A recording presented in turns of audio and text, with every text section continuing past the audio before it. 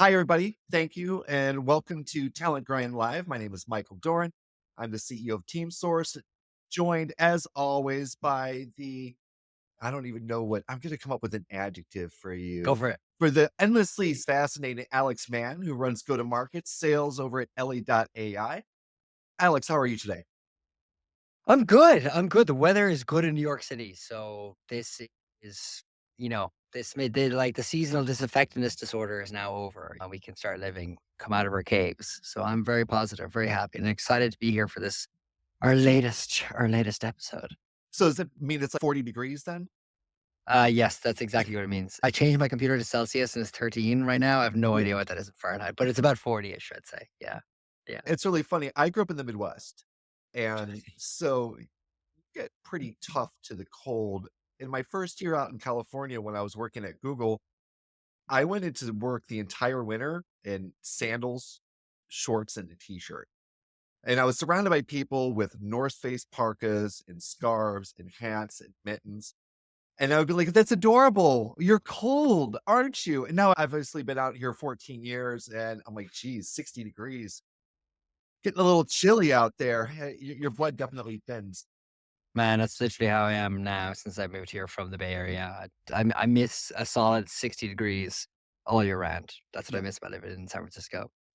But yeah, so that's me. Very, very positive. Happy to be here. How about yourself? Everything good on your end? You know what? Everything's pretty energized. I've decided finally, after many years of work, to pull all these different components that I've been developing separately in the background into one unified vision.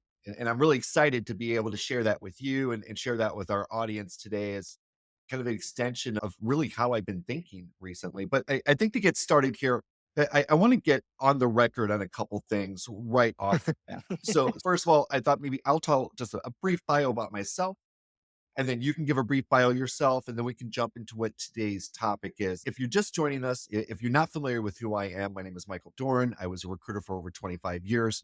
I'm originally from Illinois. I moved out to the Bay Area to work at Google about 13 years ago. Since then, I've been a global talent acquisition manager for startups. I started my own consulting firm. I've helped at least 2 dozen VC-backed startups go from 0 to 1, helping them build recruiting departments. I run team source services. We offer really affordable, really flexible services at the top of the funnel. And then I'm also kicking off the talent grind community, which is really a place where I think that I want to give back to this community and to this profession that's given me so much. And my buddy here, Alex, works for an HR tech company. He comes at it the space from a different perspective than I do, someone who's relatively newer to recruiting to HR technology, but someone who's clearly got a passion for it. But he's also a salesperson. He's not in your trenches recruiter. And so I think he's got beginner's eyesight and a little bit of different perspective. And just to be very clear, in no way, shape, or form is this podcast officially affiliated with Ellie. They are not paying me to be part of this live cast. There's no quid pro quo here. Generally, we're two different companies that are building in the space products for recruiters. And we believe very heavily in building up the recruiting community. I would actually 1,000% agree with that, by the way. I think exactly that. I think the content that we're creating here is just trying to shed some light, share some expertise, share some opinions, points of view, hopefully for the benefit of who's listening, who's in the community. Like you said, I'm not a recruiter, but I've been selling, marketing, recruitment SaaS for almost 4 years now.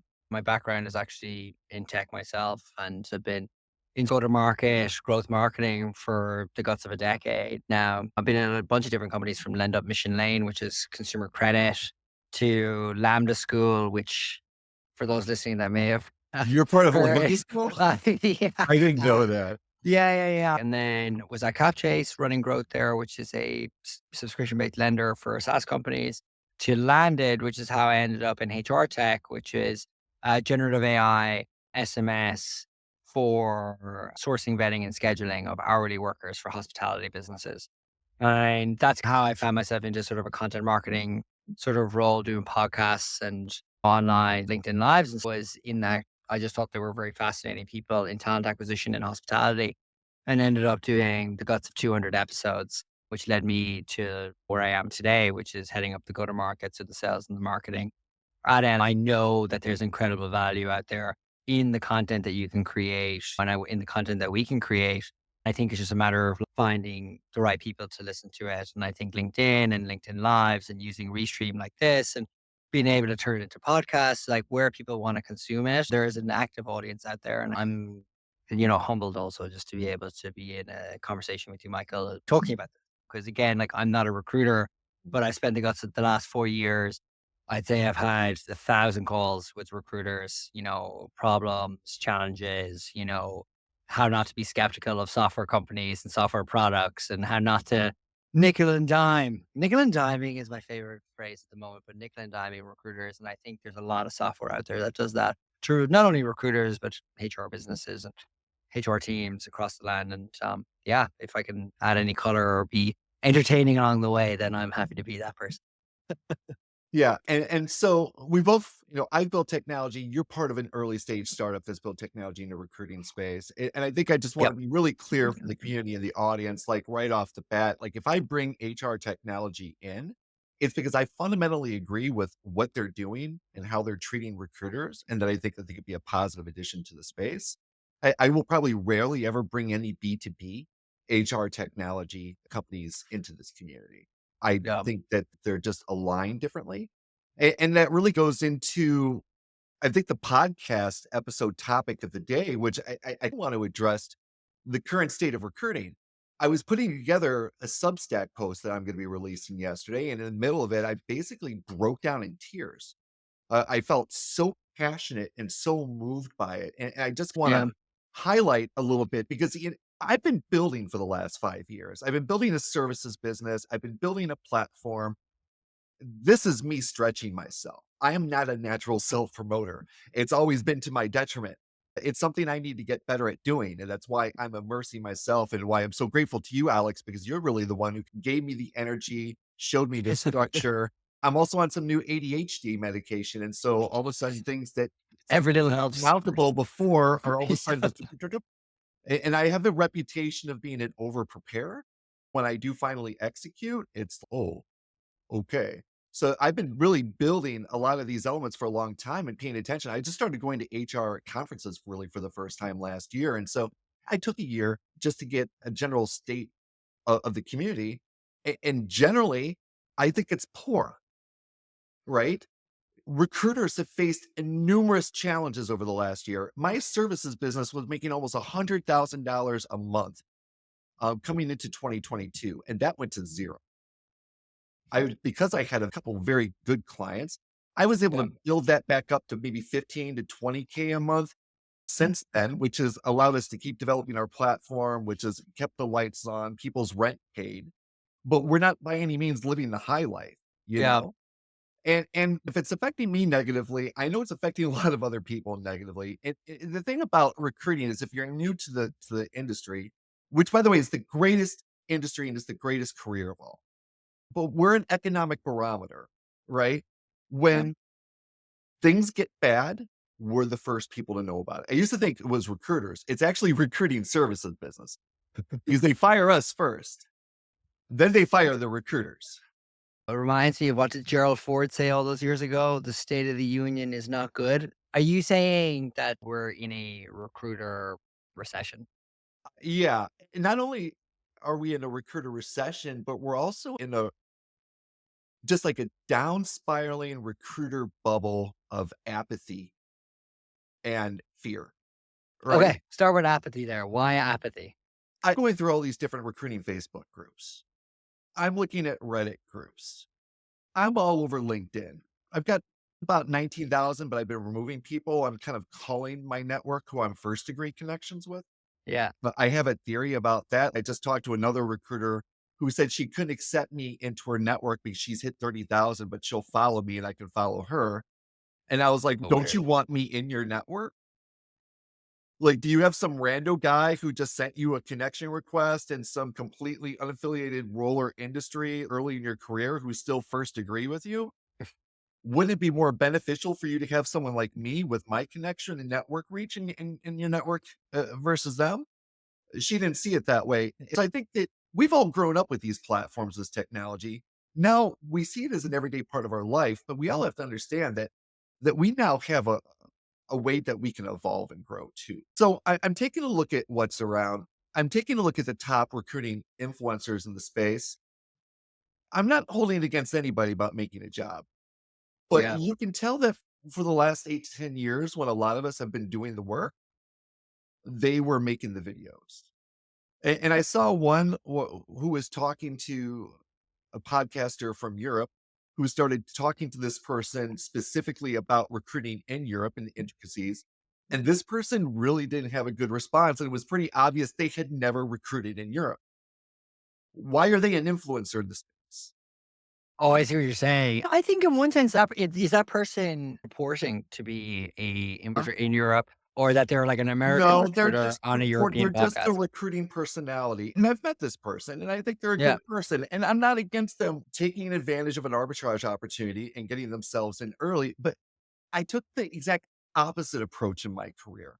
I was quiet and listened for a long time. I really paid attention. I started sharing a lot of information in the written. I'm just now starting to do more video. I wanted to make sure that when I developed a persona, I was at a point where I had a lot to share. That's actually an interesting kind of question because I think there's a couple of things to unpack there. I think first and foremost, when you see somebody on a podcast or you see them on a LinkedIn Live or you see a recruiter putting themselves out there, part of me in my cynical marketing head is that the content doesn't even matter. It's just being seen. It's being like Donald Trump. It's like omniscient. It's like consuming every fact of your life. It's just being there. And it's a kind of quasi like keeping up with the Joneses kind of thing. It's like, how did that guy get on that podcast? What's he Yeah, doing? The guy doesn't know anything about that topic. Why is he there? The cynic in me is like, it's just marketing. But then in the inverse, it's like, I do think there's incredible value for our people to share content and insights, whether or not they really want to. I think it's that professional onus. Like, you're able to provide value first and foremost. People will like you. People will see you. Opportunities will come your way. I don't like the phrase social selling, but being in the game, I'd rather be at the party than not at the party. Do you know what I mean? And I'm actually sure. bad at it myself. Like I really But don't if you're write. early in your career, you could be coming to the party from that perspective. I'm building my career. Come Yeah. hear my journey. Come learn with me. I'm looking for more senior influencers who can mentor and guide me and make content about your relationship with that. But there's a lot of Yeah. people, and it's really weird because there's a guy I worked with at Google, right? His name is Simone Schiazzi. Look him up, Simone. He's incredible. The content that he's sharing is stuff that I read it. I'm like, gosh, I could have used that 14 years ago. Yeah. Gosh, I could have used that 20 years ago or even 10 years ago. I'm meeting with them tomorrow because I started investigating into the large leadership substacks, the large leadership influencers. I found one who appears to be very successful. He's this notable future of work effort. But when you listen to his TED talk, the video is basically about how he had a job and someone asked him to get a coffee. And that was the last time he worked for someone else. And everybody laughs. He doesn't know an iota compared to what Simone Yeah. knows. But Right, right, but Simone has been at Google for the last 15 years. He's been in the trenches. He's been building organizations. He's been doing the work. He's been learning. He's been real time. He's been tactical. And now he's building his presence. He's building his consulting business. I think that we're about to see a sea change here. Like I said, I want to shepherd it and push it as much as I can to get it going because I think there's an opportunity now. These platforms, it's so easy stringing this stuff together. It's yeah, so easy. like It's so easy to take a transcript, to do a video, drop into the script, do an editing, take a transcript, drop it in Claude, give me a Substack article, read it again, find me some quotes, get to Instagram. Anybody can do this stuff. that I would agree with. I very much would be like, there is a no-brainer. Once you dig around, there is the night and day when it came to creating content, even during COVID. We were talking about 2020 when people started using Zoom properly and for the first time. Companies were doing it in company meetings, and now you have Zoom. Where we are and how the editing of all that content, there were, like, no transcripts at that time. Yeah. There was no notes, there was no summaries, there was no turn this into LinkedIn posts and Twitter threads and, like, a TikTok caption. None of that kind of tooling existed. If Yeah. it did, it was probably like ludicrously bad and ludicrously expensive. Now, there's so many tools that can help you just literally take your one big piece of content and turn it into anything you want. Like I always refer to when I started the podcast, when I started Fast Casual, I have no idea what I was doing. Like genuinely, I didn't even have an episode. And I remember not really thinking about what would it take to actually do this. And the first multiple episodes were recorded on a Google Hangout. Like people were like, "Oh, you need to have Riverside or you need to have a tool to do this." I'm like, "No, man, like you could literally just record this on Zoom. There's nothing stopping you recording the episode and getting going." The point I'm making is Yeah. the sense that if people didn't know what Riverside was, in the same way that I've got a mic here like this, and this is a good mic and it's a Right. fancy podcasting mic. It took me 100 episodes to actually go get a mic.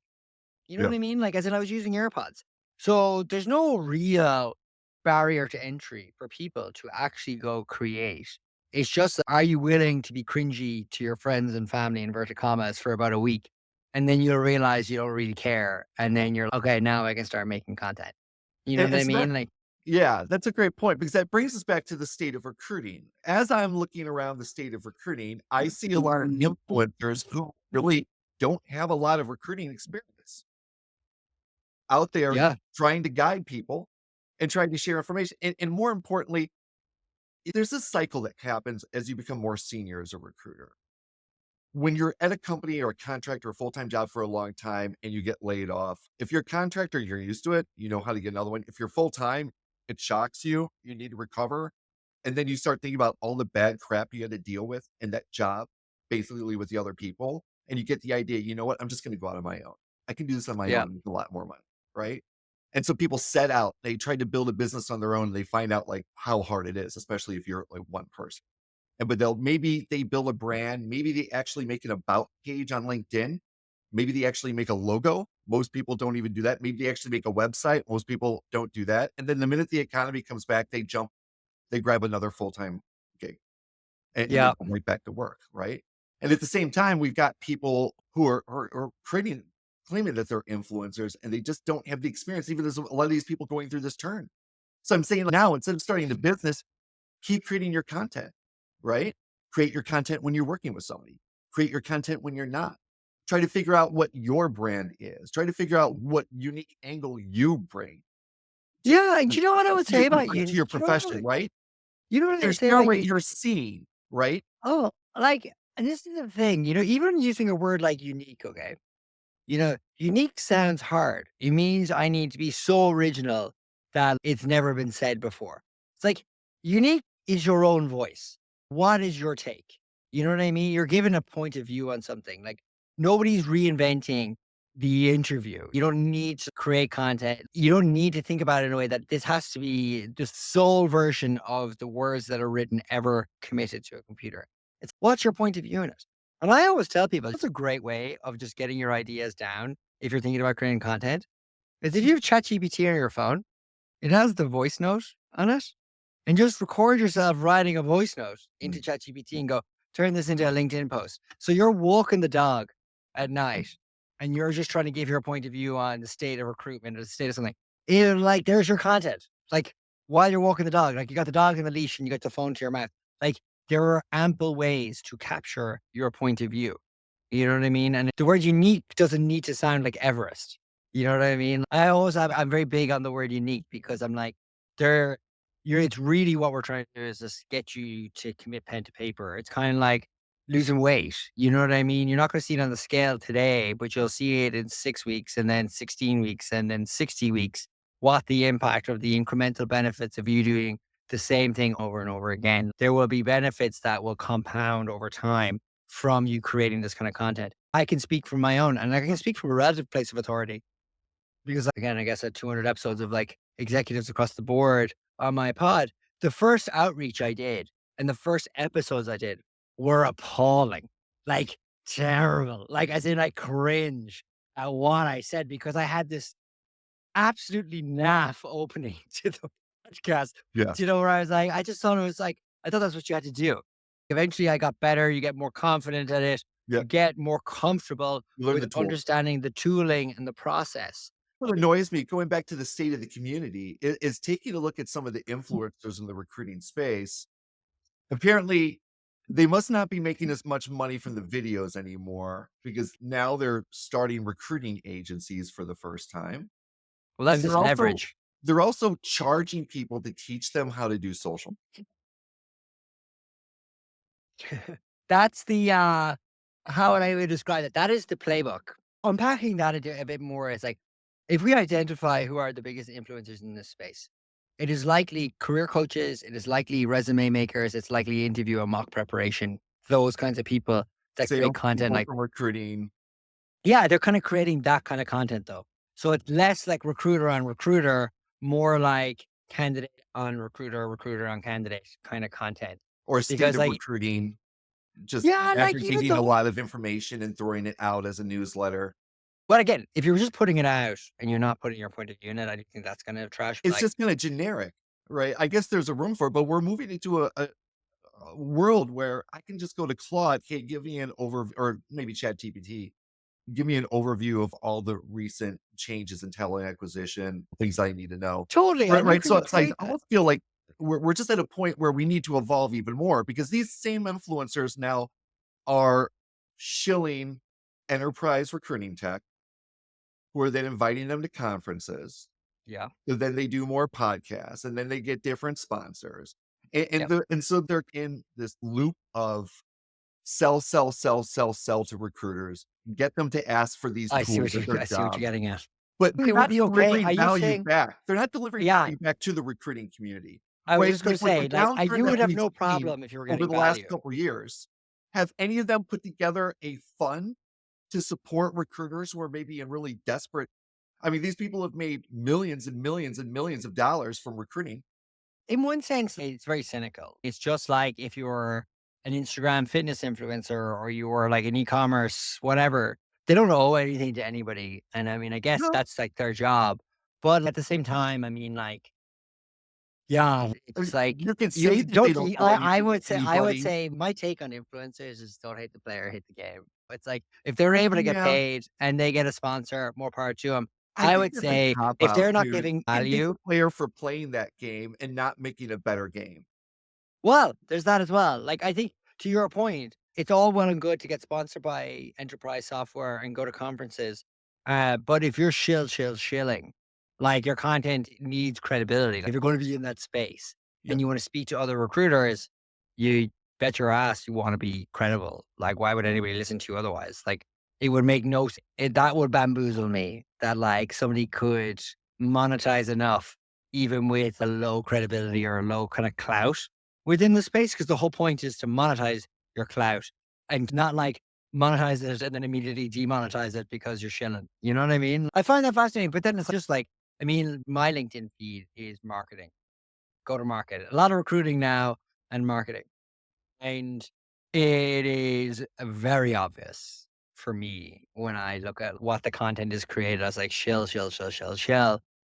You know, this is just like AI generated content. There's no like humanity behind it, or you can tell that like, do you know what's a telltale sign? Everyone who's listening, do you know what's a telltale sign that somebody sent you something from ChatGPT or had AI generated? hmm, Look at the dash, the hyphen that you get.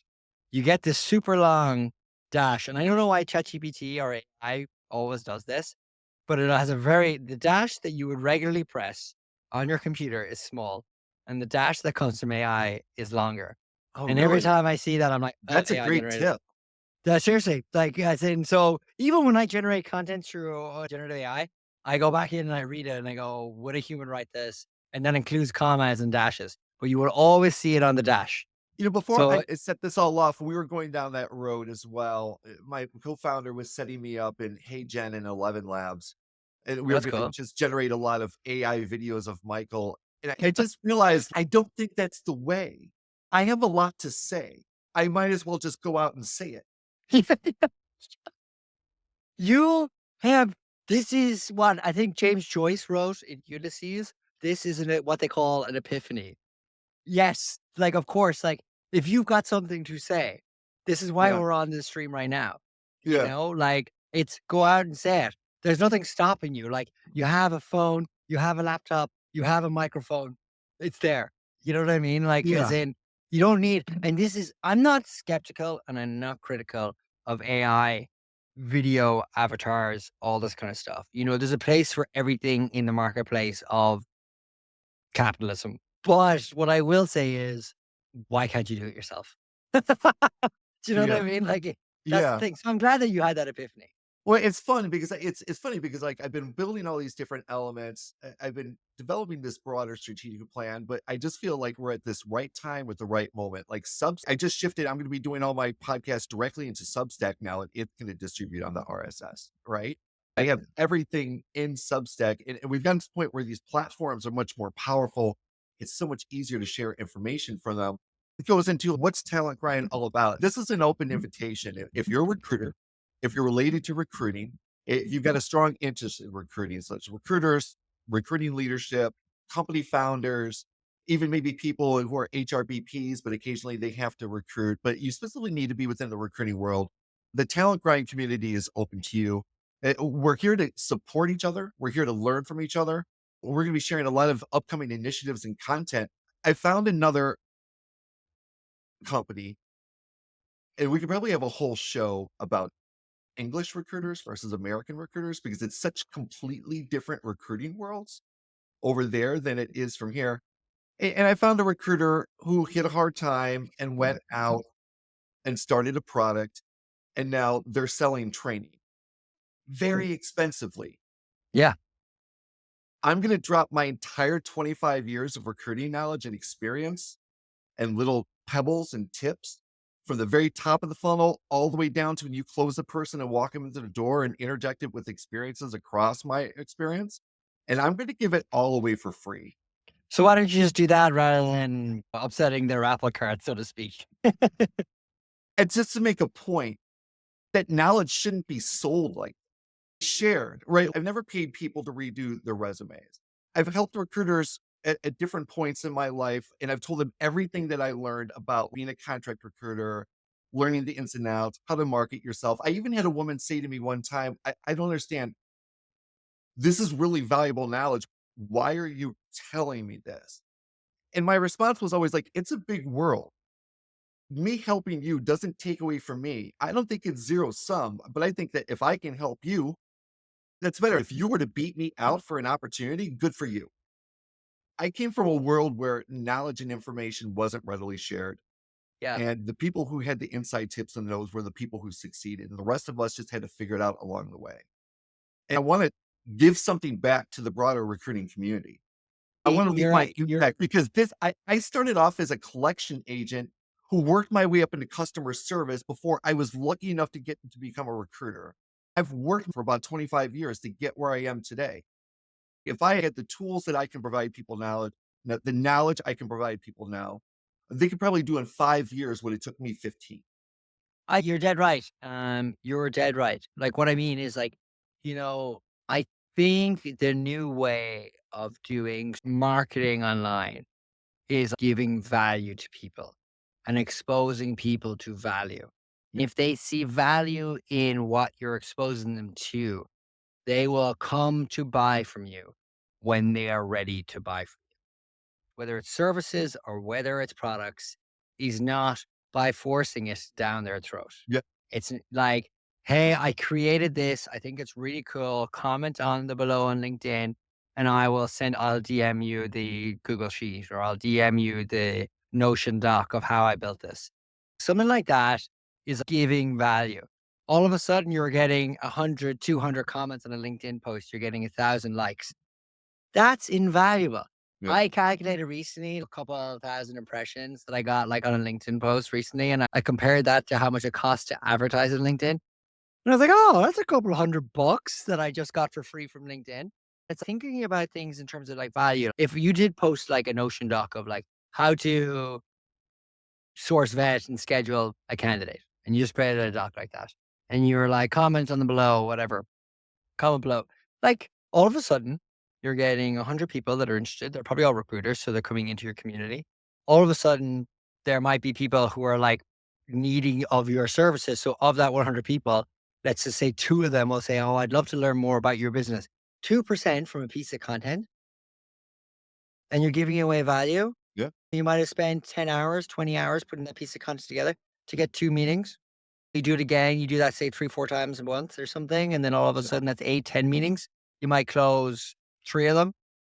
A closed customer could be worth what? Like 10 grand a year. So it's 3, that's 30 grand. Was it worth your while creating that value for people I and guess we'll community find along the out. way? Yeah, My content hasn't gotten me any, but that's not necessarily why I'm doing it, right? yeah. I think that if you there's I think I've told you about this before. There's a great movie called Super. It's a documentary. It was made by Mike Myers. It's about this guy named Shep Gordon. He's like a Hollywood super agent who started off very humbly. He was Alice Cooper's manager. He worked with Teddy Pendergrass to break up the Chitlin circuit. The guy has lived this amazing life, and he tapped into something that I tapped on very early on when I was helping people, when I was giving away a lot of information. I would work with people coming out of the military. I worked with an Army recruiter I just talked to last week, who's now almost making over $200,000 a year. In 10 years working with me, I got him out of the Army and into a pretty great life. You know what I mean? And to me, that's so much more valuable than a lot of the work that I do. You know? I The think outcome. ultimately, yeah, I think ultimately, if I had had access to resources and Talent Grind, we're going to give you the Substack community. And if you want to support us and allow us to make our technology faster, you can do a paid plan there. And if you don't want to, you don't need to. You can get the information for free. The platform, which is a free platform that we give away for you to use the top of your funnel. It's very rudimentary right now, but it works very well. I'll be doing some, training, putting some videos out about how that works as well. And then I've also, now that we're on our own server, I've been able to get some open source software. I've got a Notion equivalent. So I'm creating basically an entire membership Notion site there where we'll put links to videos. We'll put all the templates that you need, intake templates, recruiter templates. Essentially, if you all of a sudden got a contract and you jumped in and they said, well, we don't have any recruiting process. Can you help us? You can come to us, get everything that you need to look like a pro to them and to really blow their socks off and also give other people the opportunity to add their documents, right? Let's keep iterating. I don't know everything, right? I want to see people like take my stuff and like, no, you should do it like this. I'm like, oh yeah, that's way better than what I had. Right. And that Totally. way we can all become more efficient and we can get to the point where we can take advantage of this new world we're talking about, this AI enabled world where there's 1,000 times the companies, all of a sudden we can have 1,000 times the recruiters. We're actually delivering like solid recruiting services affordably to this whole new economy that's going to get built. And yeah, you're not going to get $50,000 a hire like you did in the past, but you could get, like Alex had said previously, you could get a company that's paying you $10,000 a month that you work with for over 2 years. Yeah, it's just like thinking about the value that you can get in a different way.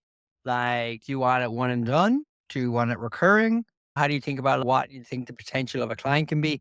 Like, the recruiters are entrepreneurs. Like, good, the best recruiters are the best entrepreneurs. You're in this business, people business, it's a numbers business, and you're trying to grow your business. Yep. Like, I've never done that for in recruiting, but I speak to enough of you to know that, like, But with it's your the head, right, Alex. It's the right numbers, right? So with everything that I've built, I guarantee for my clients, which we got a sourcing service, it's $2,000 a roll a month, 2,000, and we'll do the entire top of the funnel for you. And what we guarantee is that you'll get a minimum of 100 on target qualified candidates that will reach out as you or an alias you give us through our platform. And if you only get a 3 to 5% response rate, that's still a pipeline that you built in a month for 2 grand as opposed to paying 35 grand. And if you do all their outreach as your company executives, you're expanding their talent network, right? I just want to get, I think if we could get 1,000 recruiters recruiting like I recruit and then using my platform to help recruit, like we get 1,000, we can get 10,000. If we can get 10,000, we can get 100,000. We get 100,000. Bye bye, Robert Half. Bye bye, Kelly. Bye bye, these big industry companies that have been around forever that are now starting to do RPO and they're paying recruiters 15 to 20 bucks an hour. And there's a whole slew of middlemen in the middle who are making an ungodly sum of money. And if you take a look at my LinkedIn network or profile, you'll see that my banner image says a revolution in recruiting. I put that up in 2019 when I started this business because I came out of Bolt and they were building this essentially all-in-one platform that did checkout, it did fraud, it did a few Yeah. other things. It was like an all-in-one Amazon type solution because they saw an ecosystem of fractured tools and everybody's building a feature and no one was building a platform. And I'm like, the same thing's happening in recruiting. The exact same thing is happening. So It's still there. Is Bolt still around? they're still around. They've got like over 85 million people on their shopping network. So now they Yeah. just have to manage and grow that network and get it as big as they can. I And they remember they offer were them in one we can offer them one-click checkout. So they're in with a couple of really big companies. yeah, I Like remember people they were people in like to that bag war. on them because of Ryan Breslow.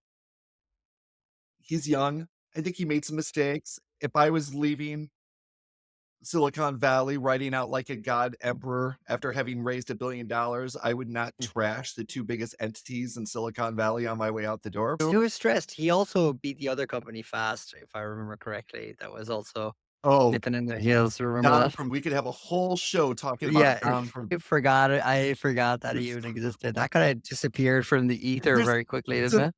Don from Fast is like the anti-Michael Doran. He, like, started without a lot of knowledge. He was really good at sales. He got in front of the right people. He convinced them. He built a team. He got all this energy. He got all this excitement, but did not have what it takes to outline a product vision and build a non-toxic company and really be a good steward of the VC money and grow it in a Yeah. responsible manner. And they flashed out. And that type of stuff happens all the time. That's why I've been over preparing for so long before really launching Talent Grind and really introducing people to Team Source. I mean, first of all, my platform is just to the point where I'm not embarrassed by it. Which is where you should be, Like, we've just like, gotten that to what the they point say. where it works really well, and we've got one final thing that we need to fix about the onboarding flow, and we're working on that right now. And it should be done within the next week or 2. And at that point, it'll be easy for people to get in, create a project, create a workflow, create a sequence, start sourcing people, get messages out, right? You sound really positive now, Oh, I you am, know? because I'm gonna But give my but entire where we lifetime of started. experience away to recruiting. I'm gonna give them an awesome tool to use across their career. I'm gonna give them a knowledge base that they can go and turn to, and then I'm gonna give them a community to support them. And I'm gonna try to help lift up recruiters. We're not this runt HR throw off that's never gonna be as good at sales anymore. Like recruiting, every founder in Silicon Valley will tell you it's the most important thing. Without recruiting, you don't have a company. Right? But without sales, you don't have a company too. So my partner Tim wanted me to point out that we will always say that sales is more difficult than recruiting. And you don't get a chance to recruit if you don't have sales out there doing their job. So we are not an anti-sales community. We are just a pro recruiting. Oh, I like that. I like that. Yeah. But, like, I think the reason I say that is because, like, the tone at the beginning of this episode of us chatting it seemed a bit, like, dark. It seemed a bit I like you're saying came in a little the bit state dark. of the That's what I'm union seeing is out not there. good. But I listen to you here, and I'm, like, optimistic. Maybe I'm optimistic for you, but I am categorically optimistic for the industry because if anything that AI is proving is that it's not going to take your job. It is going to No. make you better at your job if you're willing to use it. It'll make And your I job more fun. AI is gonna get yeah, rid of all the nitty-gritty grunt work that we've had to do. You yes, know, for that's all the those thing, hours you of know? sourcing, you get the privilege of having some really interesting conversations with some great people and learning things. Like, dude, I interviewed the original CTO of Ask Jeeves once, who told me his wild personal story that it's not my position to share here, but the wildest freaking story I've ever heard, Silicon Valley type of story. I met and talked to KC from Roblox when he was still at Palantir. And he told me all about his time building the internal recruiting tools at Facebook and told me it's Yeah. not about recruiting people out of jobs. It's about making it half as stressful and 10 times more productive. And I think that's really the vision that I have for this community, right? If we're Yeah. brand new to recruiting, and you come in and all of a sudden you're like, "Hey, I just got this job and it's super high volume and I have to fill 15 seats every 2 weeks and I have no idea what to do. Can you help me?"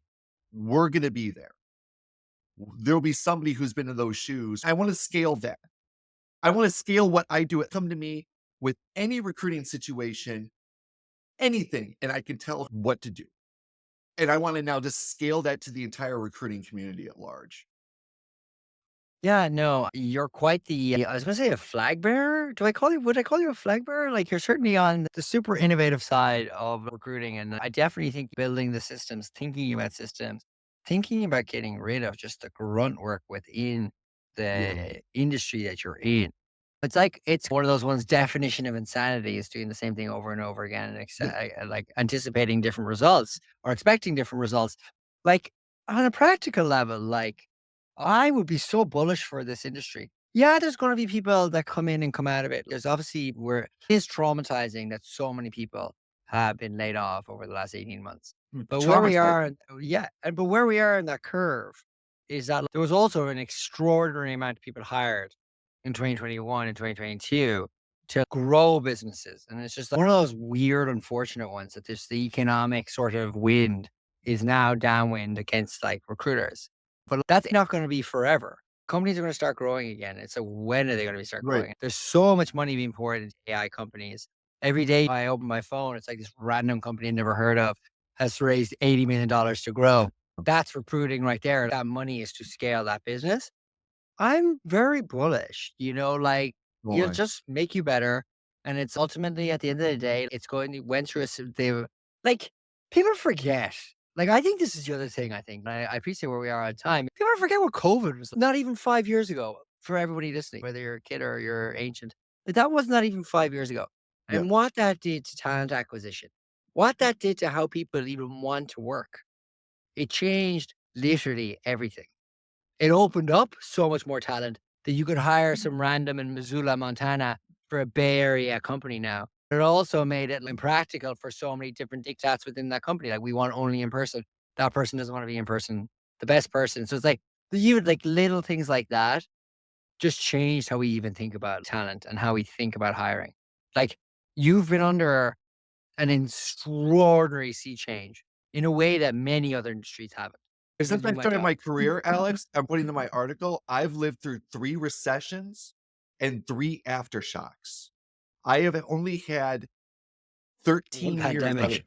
25. Only half, no, actually, it's something like only 37% of my time has been in relatively safe economic times, my career, and over 60% of it has been in a recession or an aftershock or some type of economic challenging event. It's been Yeah, it goes back to what you said at the very beginning of the episode. It's like, you think it's a bellwether for the economy. You yeah, said not even recruiting, but recruiting services are like a right, bellwether. And I think you're right. If people are not hiring, they're not going to invest in hiring solution. right. If there's not people investing in hiring solutions, then presumably there's a nationwide or a statewide recession that is happening. You know what I mean? In that And space, for and sure. there's something else, and I wanna be really, really clear here for recruiters of all experience out there. If you have the right processes in place and you follow them exactly every single time, over time, you can get to the point where you're working like 20 to 30% of the time and completely kicking ass. And I can teach you how to do that. That's why I left Dropbox. After 9 months, dude, I was working like 25% of the time. I was crushing it, and I was so bored. Like, I was making a decent amount of money, and I left to go to a startup making nothing. Yeah. I wanna give these processes away. I wanna help people be better at their job. I wanna give people a resource other than Facebook group. How about a whole database where we go through every single technology and review it and let you know if it was built by a recruiter or not? And we should encourage Yeah. people to support products that are built by recruiters. That I agree with. That I agree with. I think it's not like some it's like, actually what it's like? It's like the kids in the government and the big thing is like, who are these kids? What is their background in this space? It's like, yeah, like if you have people who understand, come from the background Yeah. of your industry, can get in there, not only sell you on the best product, but make you feel confident that this is actually the right product for you. Like, not thinking of as sales, thinking of it as consultation.